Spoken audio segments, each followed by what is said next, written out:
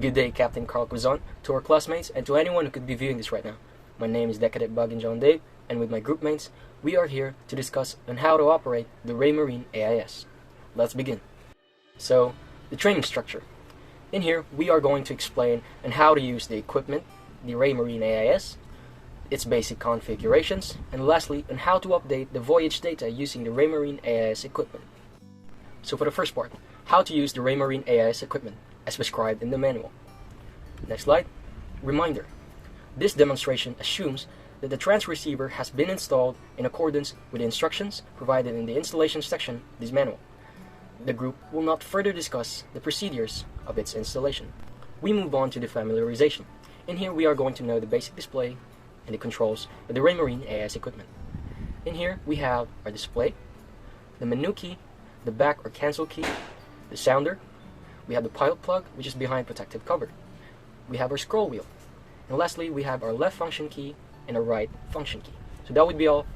And we move on to how to switch on the Raymarine AIS equipment to be discussed by Decadent Joshua Punda. Switching on. When powered on, the LED status indicator shall be bright green and will toggle to dim when the messages are received. When the installation is complete, observe the status indicator and 1. Switch on the power to the AIS receiver and 2. Check the LED status indicator. Turning the transceivers on. The transceiver does not have a power switch and is designed to be permanently powered. When power is first applied, the display will show the text automatic identification system for 5 seconds before the main operating screen is shown. So here's our display layout. Let us know the main operating screen. So we have the UTC time, main display area, left function key, right function key, scroll indicators, and the status bar. So how do we obtain our own vessel's data? To obtain the data for our own vessel and the voyage, we must first learn how to navigate through the controls and display of the equipment.